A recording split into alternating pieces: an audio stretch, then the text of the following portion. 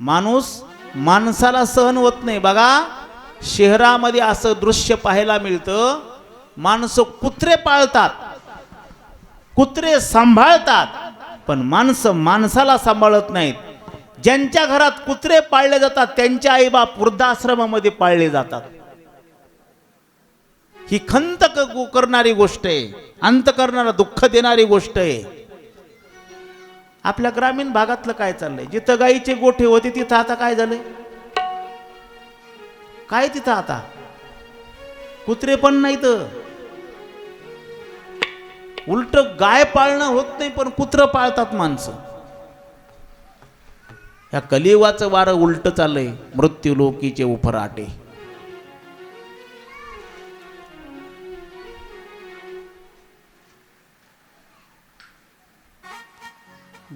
धुंदुकारी त्रास देतो म्हणून बापाला दुःख झालं. बापाला बोध देण्याचं कार्य गोकर्णानं केलं. गोकर्णानं सांगितलं, बाबा बाप नव्हता पण तिने बापच मानला होता. जन्म आईच्या उदरी झाला, गाईच्या उदरी झाला, पण आत्मदेवाला बाबाच म्हणायचा. बाबा तुम्हाला दुःख धुंदुकारीचं ना, कशाला चिंता करताय, कशाला खेद करताय? कोण कुणाचा बाप कोण कुणाचा पोरगा? या पोराच्या दुःखानं दुःखी होऊन जगण्यापेक्षा देवाचं नामचिंतन करून आनंदानं जगा, सुखी व्हाल. एक वाक्य सांगू का? संसाराची चिंता करण्यापेक्षा देवाचं चिंतन करा, तुम्ही फार मोठे व्हाल. हे आम्हाला कळतच नाही. आम्ही चिंता करतो, चिंतन नाही करत. चिंतनानं चिंतने चिंतने तद्रूपता कृष्ण रूपता प्राप्त होते. चिंतनानं कृष्ण रूपता प्राप्त होते आणि चिंता केल्यानं नित्य मृत्यू प्राप्त होतो. चिंता क्षणोक्षणाला जाळते. चिता एकदाच जाळते, मेल्यानंतर चिता एकदाच जाळते. पण जिवंत असून चिंता करत राहिला की रोज त्याचे क्लेश आणि त्याच्यामध्ये आपण होरपळतोय, मरतोय, ती जाळते आपल्याला. म्हणून माणसं पोराचं कसं होईल म्हणून चिंता करतात. पोराचं चांगलंच होईल, तू चिंतन कर. आई बापांना आशीर्वाद द्यावेत, चिंतन करावेत, आपल्या सामर्थ्य प्राप्त होतं. चिंतन केल्यानं सामर्थ्य प्राप्त होतं, चिंता केल्यानं सामर्थ्य निघून जातं. चिंता करणं म्हणजे देवाला विसरणं. चिंतन करणं म्हणजे देवाला आपण अंतःकरणामध्ये साठवणं. फार आपल्या जीवनामध्ये अनमोल विचार आहे. चिंता करता कोणाची? माणसं स्वतःच्या देहाला पोटाला खात नाहीत बुवा, लेकराची चिंता करतात. आपल्या अंगावरती फाटकी वस्त्र घालतात पण पोराचा संसार थाटवतात. पण ज्याच्याकरता आपण आयुष्य गमवतोय त्याला आपली किंमत आहे का? हा विचार करा. ते ज्याच्याकरता जगतोय तो आपल्याला आपलं म्हणतोय का? हा विचार करा. या जगात आपलं कोणी नाही राजा हो. या जगामध्ये आपला फक्त कृष्ण परमात्मा आहे. त्याला आपलं करा, त्याला आपलं करून घ्या. आपुला तो एक देव करून घ्यावा, आपुला तो एक देव करून घ्यावा, आपुला तो एक देव करून घ्यावा, आपुला तो एक देव करून घ्यावा, आपुला तो एक देव करून घ्यावा, आपुला तो एक देव करून घ्यावा, आपुला तो एक देव करून घ्यावा, आपुला तो एक देव करून घ्यावा. तेन विन जीवा सुख नोये, तेन विन जीवा सुख नोयेरा, निरति माये के दुखाची गलती, निरति सुखाची जनती तेने विन जीवा सुख नोहे तेने विन जीवा सुख नोहे फिरती माई के दुखाची रती माई के दुखाची दुखाची जनती रती माई के दुखाची गोपाल कृष्ण भगवान जय जय श्री राधेश्याम. आपुला तो एक देव करुणी घ्यावा तेने विन जीवा सुख नव्हे. सुख पाहिजे का देव आपला करा, संसार आपला करू नका. संसारात राहा पण संसारात राहून अलिप्त राहा. गोकर्ण आपल्या पिताश्रींना बाबांना सांगतो धर्मं भजस्व सततम. धर्मानं भजा, धर्माचरण करा. धर्माचरण करा म्हणजे काय? कृष्ण आचरण करा, कृष्णाची भक्ती करा, सतत कृष्ण सेवा सेवेमध्ये रत राहा. तेज लोक अधर्मान या लोकाचा त्याग करा, अधर्माचा त्याग करा. ज्यांनी आपलं अहित होणारे ते आपल्या जवळ करू नये, अधर्मानं वागू नये, अधर्म जवळ करू नये. पोराचं हित करणं अधर्म नाही, पण पोरानं आपलं जर आपल्याला म्हणत नसेल तर अधर्म आहे. ज्या घरात राहतो ते घर कधी आपल्याला आपलं म्हणत नाही, पण आपण त्या घराला माझं घर म्हणल्याशिवाय राहत नाही. बघा या जगातला विचार किती विचित्र आहे. ज्या घरामध्ये आम्ही राहतो, ज्या घराला आम्ही रंगरंगोटी केली, ज्या घराला आम्ही सजवलं, ते घर कधी म्हणतं का रामराव माझा आहे म्हणून? काय गड्या रामराव, तो आम्हाला रंग दिलास, किती रंग दिलास, केवढा रंग मला आणलास म्हणून तू माझा आहे म्हणता येते? म्हणत नाही. अरे मेलं तर त्या घरातून माणूस काढावा लागतो, काढताना सुद्धा म्हणत नाही चालला का रे तू, एवढं मला सजवलंस तू चाललास, नाही बोलत. कारण त्याला माहिती आहे तो माझा नाही, मी त्याचा नाही.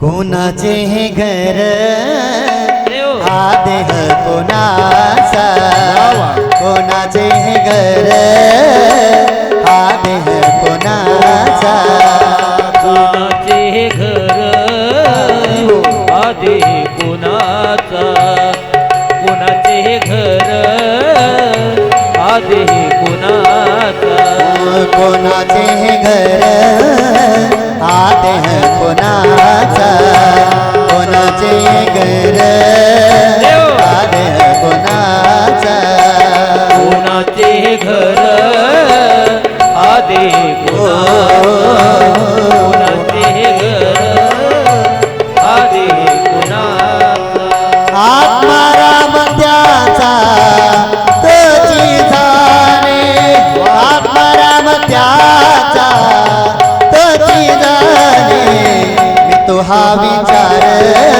विवेक शोधावा, मी तो हा विचार विवेक शोधावा, मी तो हा विचार विवेक शोधावा. आत्माराम त्याचा तोची जाणे, आत्माराम त्याचा तोची जाणे, मी तो हा विचार विवेक शोधावा, मी तू हा विचार विवेक शोधावा, विवेक शोधावा, विवेक शोधावा. गोपाल कृष्ण भगवान की जय श्री राधेश्याम. कोणाचे हे घर हा देह कोणाचा. किती संतांनी आपल्याकरता उच्च विचार जीवनामध्ये सांगितले. बघा ना थोडंसं विवेक जीवनामध्ये आणा. कोणाचा हा देह, कोणाचे हे घर, कोणाचं आहे? आपलं, आपलं नाही. मग कोणाचं आहे? आपण तर बांधलंय. घर कोणी बांधलं? आपण बांधलं की नाही? मग कोणाचं आहे? हे कोड आहे, कोड कोड कोड हे कोड सुटणं कठीण आहे. मोठ्या मोठ्याला सुटलं नाही. आपली काय कथा आहे? मी एक कोड सांगत असतो, सांगितलं असतं कधी एखाद्या वेळेस मी. हं? सांगू का पुन्हा अजून? ठक्की म्हणते सांगा. हं?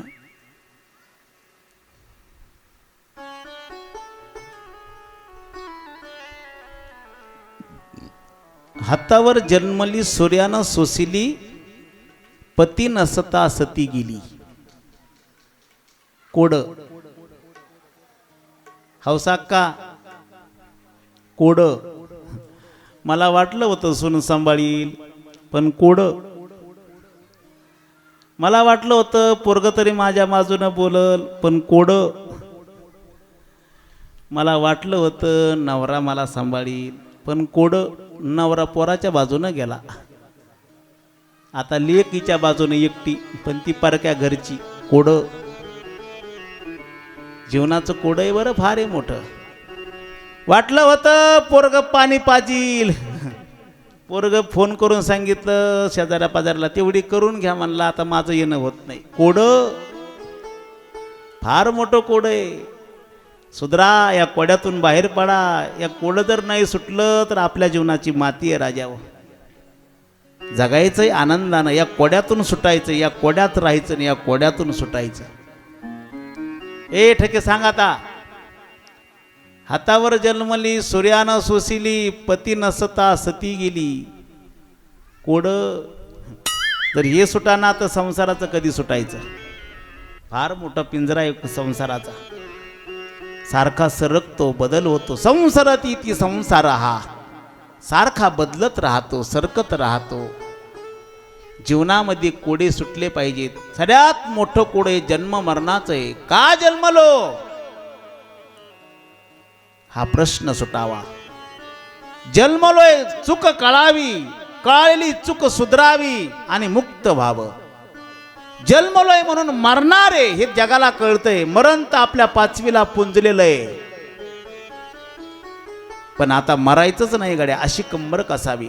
मरणाला मारायचं याच्या कथा ऐकायची. आपलं मरण, आपल्या मरणाची माती स्वतःच्या डोळ्यानं जो पाहतो तो मोठा या जगातला आहे. आमच्या दिगंबर बाबांनी स्वतःच्या डोळ्यानं स्वतःचा मृत्यू मारला आणि त्याचं दहन होताना पाहिलं. हा आनंदाचा सोहळा जीवनात साजरा केला.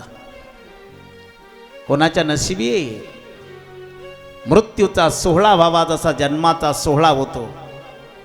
काय वाढदिवस साजरे करतात म्हणता. अहो 80 वर्षाचं म्हातारं पण म्हणतंय माझा बड्डे बड्डे. कुठं गेलं तर का नाही इंग्रजीत शिकायला काय माहिती. बड्डे म्हणतं भीमराव. कधी तोफा वाजतो काय. अरे जीवनाची तोफ पुढे, मृत्यूची तोफ वाजवावी आणि आनंद जीवनामध्ये भोगावा. हे मृत्यूतून सुटणार कोड सोडवणार ही कथा आहे. कथा अमृत हे प्यावं, हे प्राशन करावं. जीवनामध्ये आनंद प्राप्त होईल. बाबा कोणाच्या कोणाच्या पोराच्या संकटामध्ये दुःखानं तुम्ही व्यथित होताय. का होताय? धर्मम भजस्व सततम. सुटा ह्या घरातून बाहेर पडा. चौघाच्या खांद्यावर बाहेर निघण्यापेक्षा आपल्या पायानं बाहेर निघा. संसार आनंदानं भोगा, आनंदानं संसारात राहा, पण बाहेर पडायला सुद्धा शिका. देह या संसाराला द्या, मन आमच्या कृष्ण परमात्म्याला द्या. बास सुटलं कोड. तुकोबाराय संसारामध्ये राहिले, आनंदानं संसार केला, पण जगाला कुतूहल दाखवलं, काळाला चुकवलं, काळाला चकवा दिला. ही हातोटी, हा विवेक असावा जीवनामध्ये. आम्हाला ज्ञान आहे, पण ज्ञान आणि अज्ञानाचा निवड करण्याचा विचार आम्हाला नाही. म्हणून क्षणोक्षणी हाची करावा विचार. सदैव विचार करत राहावं. दुःख आलंय ना, जाणारे हे विचार जीवनामध्ये अगोदर तयार ठेवावे. सावली पडली ना, ऊन येणारे. ऊन आलंय ना, सावली पडणारे. यही दिन जाएंगे, आलेले दिवस बदलणारे. आता सुखात आहे, सावध राहावं, कंबर कसावी, न जाणो माझ्या जीवनात परत दुःख येणारे. जो हसलाय ना तो रडणारे, जो रडलाय तो हसणारे. या मृत्यू लोकाचा हा स्वभाव आहे. आता जीव आहे ना, मग देव व्हायची तयारी ठेवा. माझे गुरुवारी ब्रह्मलीन विठ्ठल बाबा घोले म्हणायचे, बाबा पोरांनो, आमचे संत ज्ञानोबराय तुकोबराय संत आहेत ना, हे जीव दशेला आले, जीव म्हणून आले, जाताना संत म्हणून गेले. जीवनामध्ये हे विचार पाहिजे. मग जर संत महात्मे जीव म्हणून आले, देव म्हणून जातात, तर तुम्ही आम्ही का जाऊ नये? कशात कमी आहेत आम्ही? कशात कमी आहेत? अरे संसाराकरता इकडचा डोंगर इकडं करण्याची ताकद आपल्यात आहे, तर जीवनातलं अज्ञान घालायला लागतंय काय? संत विचार. संत विचारानं हे सगळं काही नाहीसं होतं.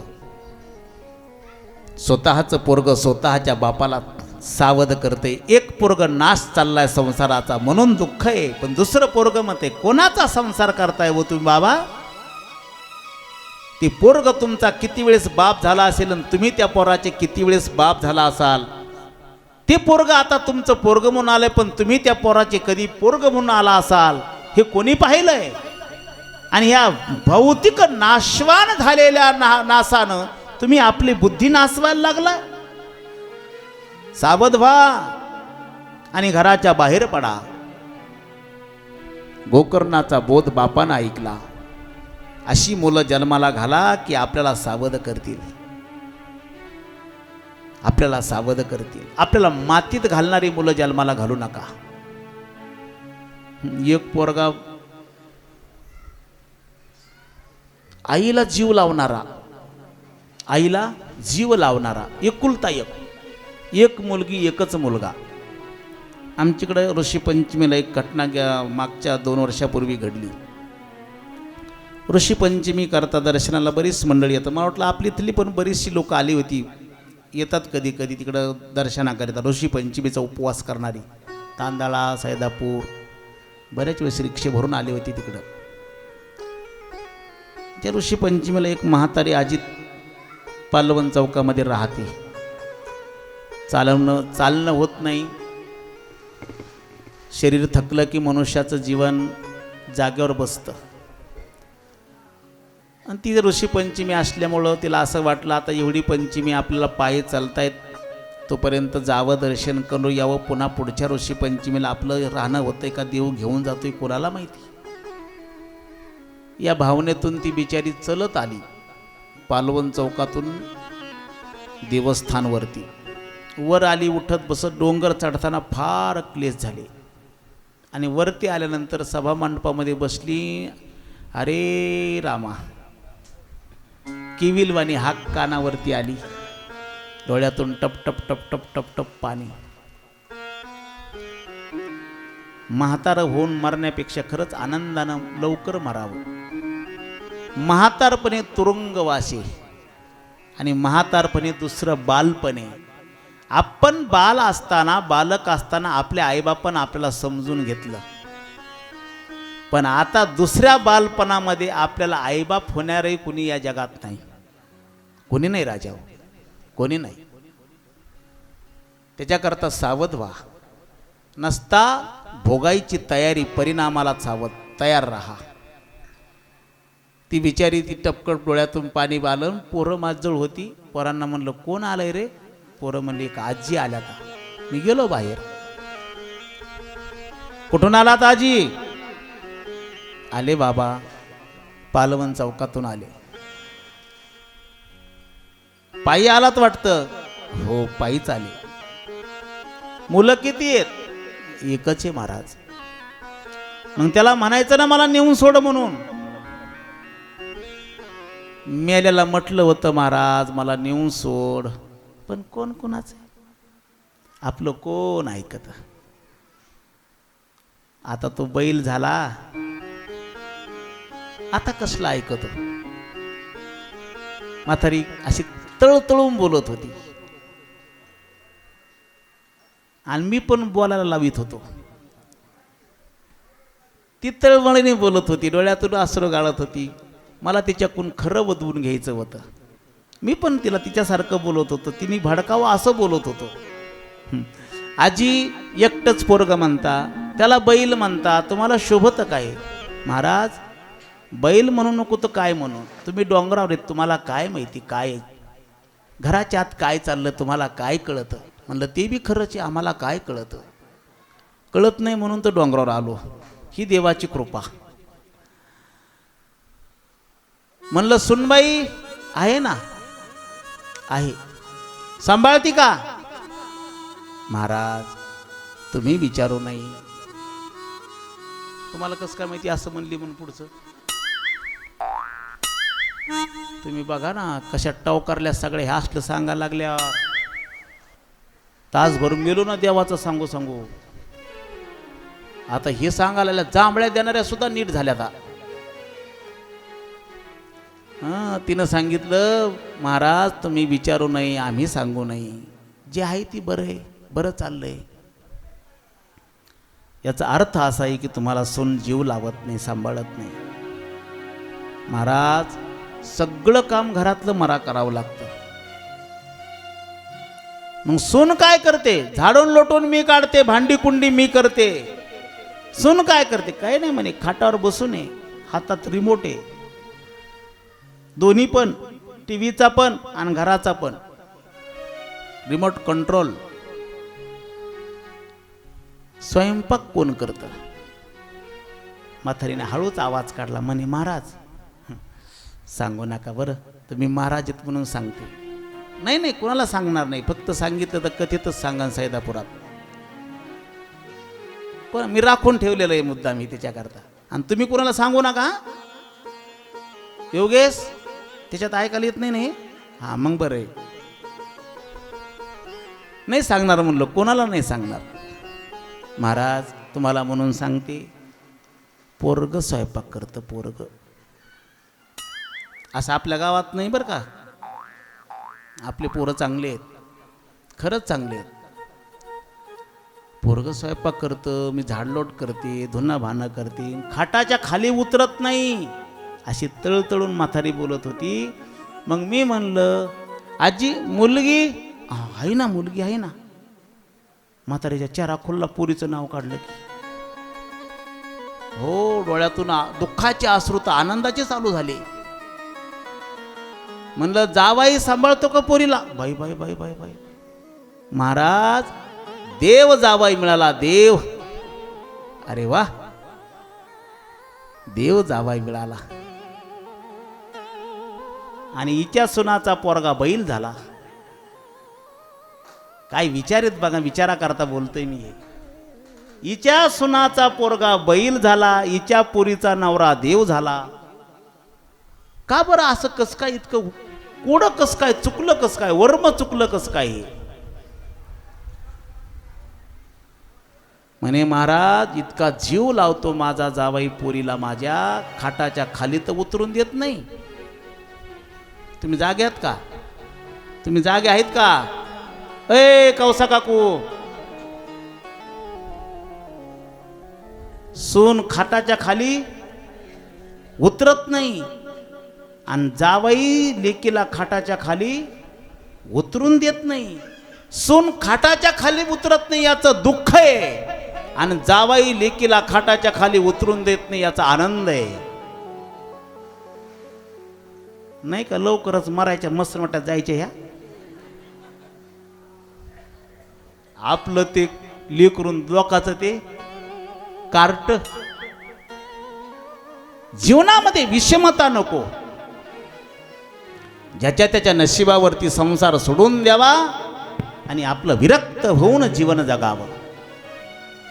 जीवनामध्ये हे पाप आहे, भेद नसावा. नाही सांभाळत सून, नाही सांभाळत ना, याच्याकरता तर परमार्थ करायचा आहे. तिला अक्कल यावा सांभाळायची. तुम्ही असे बना, तुम्ही असे अधिकारी बना की तुमच्या पुढं जगच काय देव सुद्धा येऊन उभा राहील. काल बोललो थोडस मी, शेबरी कोण होतं व तिला? अरे बहुल्यावर उभा राहायचे तर सोडून दिलं, बापाचं घरच सोडून नाही गावच सोडून दिलं आणि एका साधूचा आश्रय केला. तर तिचा अंत्यविधी कोणी केला? श्रीगुरूंची सेवा केली तर सेवेचं फळ काय मिळालं? राम प्रभू भेटले, आयुष्याचं धन हे मिळालं. आणि राम प्रभू निघाले शबरीला भेट देऊन. शबरीनं सांगितलं, नाही प्रभू, आता कुठं चालला, थांबा. प्रभूला थांबवलं, पायावरती मस्तक टेकवलं आणि तसाच राम रूपतेमध्ये देह सोडून दिला. त्या देहाची उत्तर क्रिया रामानं केली. देव आपला जर केला तर आपलं सगळी व्यवस्था देव करतो. म्हणून देव आपला करावा. गोकर्ण आपल्या पिताश्रींना सांगतो, निघा घराच्या बाहेर. पिताश्री घराच्या बाहेर गेले. गंगेच्या किनारी दशमस्कंदाचं चिंतन करून आपल्या जीवनामध्ये चित्ताला कृष्णाकार प्राप्त करून घेऊन मुक्त झाले. आता घरामध्ये तीर्थयात्रेला गोकर्ण निघून गेला. घरामध्ये धुंदुकारी त्याची आई राहू लागले. एक दिवस आईला म्हणू लागला, आई मला बाबानं ठेवलेलं धन दे. तिनं सांगितलं, मला काहीच माहीत नाही, घरातलं सगळं धन संपलं. एकदा झालं, दोनदा झालं, 4-5 वेळे झालं, आई काय धन देईना, सांगना. माझ्या बापाने ठेवलंय कुठं मला सांगायला तयार नाही. सकाळी उठला, आई स्वयंपाक करत होती, चुलीपुढं येऊन बसला. आई, तुला मी किती वेळेस सांगितलं माझ्या बाबा कुठे, तू म्हणती माहीत नाही. धन कुठं ठेवलं माहीत नाही. मी तुला सांगतो, बऱ्या बोलानं सांग. तिनं सांगितलं, बाबा मला माहीतच नाही तर सांगू काय तुला. जळतं लाकूड चुलीतलं काढून आईच्या मागं लागला. ती पुढं पळते, हा मागं पळतो, ती पुढं पळते, हा मागं पळतो. समोर आड आला आणि या पोराच्या भयानं, माराच्या भयानं आडा तोडी टाकून मिली. देव जवळ न करणाराची ही गत होते. गोकर्णाच्या पिताश्रींनी आत्मदेवानं देव आपला केला, कृतार्थ झाला. हिला मरावं लागलं चांडाळाच्या भयानं. तो धुंदकारी घरात एकटा राहिला. पंचवेश्यनी त्याला मारलं. तो पिशाच चिवणीला गेला. गोकर्ण तीर्थयात्रेला असताना गयेला पिंडदान करून आला. घरामध्ये झोपला तर घरामध्ये आवाज येऊ लागला, रडल्याला आवाज येऊ लागला. वेगवेगळी रूपा समोर येऊ लागली. कधी इंद्र, कधी हत्ती, कधी कुत्रा, कधी मांजर, कधी डुक्कर, वेगवेगळे प्राणीचं रूप धारण करून तो इकडे तिकडे फिरू लागला, रडू लागला, मोठ्यानं आवाज येऊ लागला. गोकर्णानं विचारलं, कोण रे बाबा, का रडतो? सांगितलं, मी धुंदुकारी. अरे म्हणजे धुंदुकारीचं पिंडदान केलं गयेला. तो म्हणले 100 वेळेस कर. पापच असं केलं की 100 वेळेस सुद्धा गयेला पिंडदान करून मी मुक्त होऊ शकत नाही, एवढं पाप मी केलंय. माणसं पाप करताना आनंदानं करतात, पण आता भोगावं लागतंय. याच्या पापापोटी आई विहिरीत पडून मेली. याच्या पापापोटी बाप घर सोडून गेला. याच्या पापापोटी भाऊ तीर्थयात्रेला गेला. घर ओस पडलं, दुर्गतीनं मरावं लागलं. आता पिशाच चिवणी प्राप्त झाली. इथं बऱ्यापैकी शिकलेलीच माणसं आहेत आपण. आधुनिक युगात जीवन जगतोय. आपल्याला भूत मान्य नाही, पण शास्त्रामध्ये पिशाच चिवणी आहे. आपल्या देहाचं संपूर्ण आयुष्य न संपता जर अपघाती मेलो तर पिशाच चिवणीला जावं लागतं. धुंदकारी गेलेला. गोकर्णाला सांगितलं, मला काहीतरी कर मुक्त होण्याकरता. गोकर्णाने सकाळी सूर्याला साधना विचारली. सूर्यनारायणानं सांगितलं, गोकर्णा सत्कर्म करा, म्हणजे श्रीमद भागवत कथा करा. श्रीमद भागवत कथेच्या 7 दिवसाच्या अनुष्ठानानं धुंदकारी मुक्त होईल. 7 दिवस कथेचं आयोजन केलं. कथा बहरदार झाली. डाव्या बाजूला त्या गोकर्ण धुंदकारीला आसन टाकलं बसण्याकरता. त्याला आव्हान केलं, पण वारा त्याला बसू देत नाही. वायुदेह मिळतो पिशाच चिवणीला गेल्यानंतर. त्यांनी एक काठी उभा होती 7 कांड्याची, बांबूची. त्या काठीत प्रवेश केला. 7 दिवस कथा श्रवण केली. रोज एका गाठीचा आवाज व्हायचा. रोज एका काठीच्या गाठीचा आवाज व्हायचा. 7व्या दिवशी 7वी गाठ त्याच्यातली आरती झाल्यानंतर फुटली आणि त्यातून दिव्य पुरुष बाहेर पडला. गोकर्णाचे आभार मानू लागला. बंधू, मुक्त केलंस मला. समोर उभा राहिला. भगवंताची सेवक त्याला नेण्याकरता विमानं घेऊन आली. त्याला हाताला धरून विमानामध्ये बसवलं, त्याला घेऊन चालली. गोकर्णानं सांगितलं, बाबा त्यालाच त्याने कथा ऐकली, आम्ही पण ऐकली ना, सगळ्या गावानं कथा ऐकली. त्याला एकट्यालाच तुम्ही देवलोकाला घेऊन चाललात, आम्हाला का नाही? गोकर्णाला सांगितलं दूतांनी, बाबा जशी धुंदुकारीनं कथा ऐकली तशी तुम्ही ऐकली नाही. धुंदुकारीनं कशी ऐकली म्हणजे एक आसनावर बसून ऐकली. आपले आसनं 2 तासात रामदेव बाबाला सुद्धा माहित नाही ती एवढी आसनं होती. रामदेव बाबाचे तर सगळे करतो पण आपले दुसरे बी काही आसनं आहेत ते पण आपण करतो. एक आसनावर बसून ऐकली नाही, मन स्थिर झालं नाही, त्याचं मनन केलं नाही. कथा श्रवण करताना नियम पाळायचे असतात, याच्याकरता अधिकार लागतो. कोणाची निंदा करायची नाही, कोणाची निंदा ऐकायची नाही. जमल त्यांनी उपवास करावा, उपवास याच्याकरता करावा, कथा श्रवणामध्ये मन लागावं. जड अन्न सेवन केल्यानं मन जड बनतं, आळस येतो, कथेमध्ये भंग होतो, कथा श्रवणामध्ये विक्षेप प्राप्त होतो. म्हणून कथा श्रवण करण्याकरता ही नियम पाळावे. जमिनीवरती झोपावं, सतरंजी चटाई टाकून झोपावं, गादीचा वापर करू नये, व्रतस्थ राहावं. हे कथा श्रवणाचे नियम आपल्या जीवनामध्ये अंगीकारता आली तर अंगीकारावी. धूत वस्त्र घालावं. गोकर्णानं हे धुंदुकारीने हे नियम पाळले. श्रवण केलं, मनन केलं, निधिध्यासन केलं आणि तो कृतार्थ झाला. गोकर्णाला सांगितलं, पुन्हा तुम्ही कथा करा, या नियमानं कथा श्रवण करा. आपल्या जीवनामध्ये कृष्ण आनंद प्राप्त होईल, कृष्ण भगवान परमात्मा प्राप्त होईल. पुन्हा कथा दुसऱ्यांदा आयोजन केलं. 7 दिवस कथा झाली आणि सकल गावाला कृष्ण भगवान परमात्म्याने आपल्या स्वधामाला घेऊन गेले. जसं अयोध्येचे लोक राम झाले सकळीक, अयोध्येतले सगळे लोक रामरूप झाले, भगवंताच्या धामाला गेले. तसं गोकर्णानं केलं. शनकादिक नारद महर्षीला म्हणतात, नारदा ही कथा सामान्य नाही, पिशाच योनीला गेलेल्या जीवाला सुद्धा उद्धार करणारी कथा आहे. म्हणून अशी गोड रसभरित कथा 7व्या दिवशी ही कथा समारोपाकडे चालली. त्या ठिकाणी भक्तीचे ज्ञान वैराग्य दोन्ही पोरं पुष्ट झाले, तरुण झाले, नाचू लागले, भक्ती नाचू लागली. सगळे ऋषीमुनी उभा राहिले, नारद महर्षी नाचू लागले. भगवान शंकर तिथं प्रकट झाले. भगवान शंकराने तांडव नृत्य चालू केलं. भक्ती जगाला आनंद देणारी आहे, नव्हे त्रिभुवनाला आनंद देणारी आहे. ब्रह्म विष्णू महेशाला सुद्धा आनंद देणारी भक्ती आहे. भक्तीची मुलं आनंदाने नाचू लागली, भक्ती नाचू लागली. ऋषीमुनी साधू संत नाचू लागले, भगवान शंकर ते प्रकट होऊन नाचू लागले. आणि ज्याची कथा आहे तेही आनंदाने डोलू लागले, प्रकट झाले. गोपाल कृष्ण भगवान की जय. जय श्री राधेश्याम.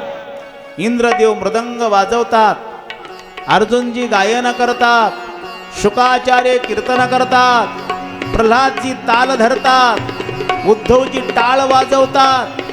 कीर्तनाला बहरदारीचा रंग आला आणि रंगामध्ये कृष्णानंद प्राप्त झाला. शनकादिक म्हणतात, पाहिलं का कृष्ण कथा, भागवत कथा ज्ञान आणि वैराग्याला पुष्टी देणारं सत्कर्म आहे. म्हणून तुमच्या आमच्या मनाला सुद्धा आनंद देणारं हे सत्कर्म आहे. नित्यानं याचं श्रवण करावं, नित्यानं याचं वाचन करावं, नित्यानं याचं सेवा करावी, नित्यानं याचं गुणगान गावं, अशी ही श्रीमद भागवत कथा. प्रथम स्कंदाला आरंभ करण्यापूर्वी थोडंसं भजन.